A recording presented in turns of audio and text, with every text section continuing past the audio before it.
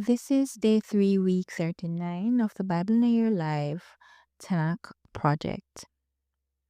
Today we'll be reading from 2nd Chronicles 21 to 24. Heavenly Father, help us to learn from the lives of kings who turned from you and those who sought you, so that we may walk faithfully in your truth and remain steadfast in our obedience. Let's begin. 2nd Chronicles 21. King Jehoram of Judah. Jehoshaphat lay down in death with his ancestors and was buried with them in the city of David.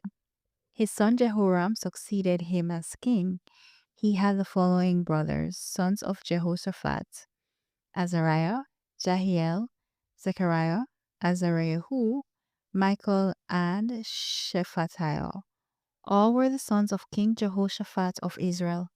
Their father gave them many gifts, silver, gold, and other expensive things, along with fortified cities in Judah. But Jehoshaphat gave the kingdom to Jehoram, who was the firstborn. After Jehoram had taken over his father's kingdom, he strengthened his position and then executed all his brothers and some of the officials of Israel. Jehoram was 32 years old when he became king, and he ruled for 8 years in Israel. He followed the ways of the kings of Israel, as Ahab's family had done, because his wife was Ahab's daughter. So he did what Yahweh considered evil. But Yahweh, recalling the promise he had made to David, didn't want to destroy David's family. Yahweh had told David that he would always give him and his descendants a shining lamp. Edom wins independence from Judah. During Jehoram's time, Edom rebelled against Judah and chose its own king. Jehoram took all his chariot commanders to attack. The Edomites and their chariot commanders surrounded him, but he got up at night and broke through their lines. So Edom rebelled against Judah's rule and is still independent today. At the same time, Edom rebelled. Libnah rebelled because Jehoram had abandoned Yahweh Elohim of his ancestors. Jehoram made illegal places of worship in the hills of Judah. This caused the inhabitants of Jerusalem to chase after foreign gods as if they were prostitutes. So he led Judah astray. Then a letter came to him from the prophet Elijah. It read, "This is what Yahweh Elohim of your ancestor David says. You haven't followed the ways of your father Jehoshaphat or the ways of King Asa of Judah. Instead, you have followed the ways of the kings of Israel. You, like Ahab's family, have caused Judah and the inhabitants of Jerusalem to chase after foreign gods as if they were prostitutes. You have killed your brothers, your father's family. Your brothers were better than you. Yahweh will strike a great blow to your people, your sons, your wives, and all your property because you did this. You will suffer from a chronic intestinal disease until your intestines come out." Yahweh prompted the Philistines and the Arabs who lived near the people of Sudan to attack Jehoram. They fought against Judah, broke into the country, and took away everything that could be found in the royal palace. They took Jehoram's sons and wives. The only son left was Ahaziah, Jehoram's youngest son. After this, Yahweh struck Jehoram with an incurable intestinal disease. 2 years later, as his life was coming to an end, his intestines fell out because of his sickness. He died a painful death. His people did not make a bonfire in his honor as they had done for his ancestors. He was 32 years old when he became king, and he ruled for 8 years in Jerusalem. No one was sorry to see him die. He was buried in the city of David, but not in the tombs of the kings. 2 Chronicles 22, King Ahaziah of Judah. The people of Jerusalem made Jehoram's youngest son Ahaziah king in his place, because the raiders who came to the camp with the Arabs had killed all the older sons. So Jehoram's son Ahaziah became king of Judah. Ahaziah was 42 years old when he began to rule, and he ruled for 1 year in Jerusalem. His mother was Athaliah, the granddaughter of Omri. Ahaziah also followed the ways of Ahab's family because his mother gave him advice that led him to sin. He did what Yahweh considered evil, as Ahab's family had done. After his father died, they advised him to do what Ahab's family had done. They did this to destroy him. Ahaziah followed their advice and went with Ahab's son King Joram of Israel to fight against King Hazael of Aram at Ramoth Gilead. There the Arameans wounded Joram. Joram returned to Jezreel to let his wounds heal. He had been wounded by the Arameans at Ramah when he fought against King Hazael of Aram. Then Jehoram's son Ahaziah went to Jezreel to see Ahab's son Joram, who was sick. Elohim brought about Ahaziah's downfall when he went to Joram. He went with Joram to meet Jehu, grandson of Nimshi. Yahweh had anointed Jehu to destroy Ahab's family. When Jehu was executing judgment on Ahab's family, he found Judah's leaders, Ahaziah's nephews, who were serving Ahaziah, and he killed them. He searched for Ahaziah, and Jehu's men captured him while he was hiding in Samaria. They brought him to Jehu and killed him. Then they buried him. They explained, Ahaziah is Jehoshaphat's grandson. Jehoshaphat dedicated his life to serving Yahweh with all his heart, but no one in Ahaziah's family was able to rule as king. The priest Jehoiada opposes Queen Athaliah. When Ahaziah's mother Athaliah saw that her son was dead, she began to destroy the entire royal family of the house of Judah. But Jehoshabat, daughter of the king and sister of Ahaziah, took Ahaziah's son Joash. She saved him from being killed with the king's other sons, and she put him and his nurse in a bedroom. Jehoshabat was the daughter of King Jehoram and wife of Joiada, the priest. Because she was also Ahaziah's sister, she hid Joash from Athaliah, so he wasn't killed. Joash was with the priests. He was hidden in Elohim's temple for 6 years, while Athaliah ruled the country. 2 Chronicles 23. In the 7th year of Athaliah's reign, Jehoiada strengthened his position by making an agreement with the company commanders. Azariah, son of Jehoram, Ishmael, son of Jehohanan, Azariah, son of Obed, Maaseiah, son of Adiah, and Elishaphat, son of Zikri.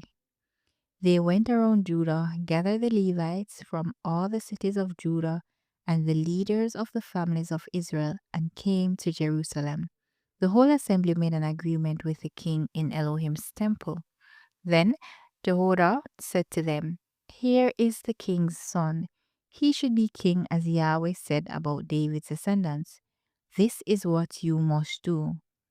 1/3 of you, the priests and Levites who are on duty on the day of worship, must guard the gates. Another third must be at the royal place, and another third must be at the foundation gate. All the people must be in the courtyards of Yahweh's temple. No one should come into Yahweh's temple except the priests and the Levites who are on duty with them. They may enter because they are holy, but all other people should follow Yahweh's regulation. The Levites should surround the king. Each man should have his weapon in his hand. Kill anyone who tries to come into the temple. stay with the king wherever he goes. So the Levites and all the Judeans did what the priest Jehoiada had ordered them. Each took his men who were coming on duty on the day of worship, as well as those who were about to go off duty. Jehoiada had not dismissed the priestly divisions. Jehoiada gave the commanders the spears and the small and large shields that had belonged to King David but were now in Elohim's temple. All the troops stood with their weapons drawn. They were stationed around the king and around the altar and the temple from the south side of the north side of the temple. Then they brought out the king's son, gave him the crown and the religious instructions. And Jehoiada and his sons made him king by anointing him. They said, "Long live the king." When Athaliah heard the people running and praising the king, she went into Yahweh's temple where the people were. She looked, and the king was standing by the pillar at the entrance. The commanders and the trumpeters were by his side. All the people of the land were rejoicing and blowing trumpets. The singers were leading the celebration with songs accompanied by musical instruments. As Athaliah tore her clothes in distress, she said, "Treason! Treason!" Then the priest Jehoiada brought the company commanders who were in charge of the army out of the temple. He said to them, "Take her out of the temple. Use your sword to kill anyone who follows her." The priest had said, "Don't kill her in Yahweh's temple." So they arrested her as she entered Horse Gate of the royal palace and they killed her there. Jehoiada made a promise to the Lord on behalf of the king and his people that they would be Yahweh's people.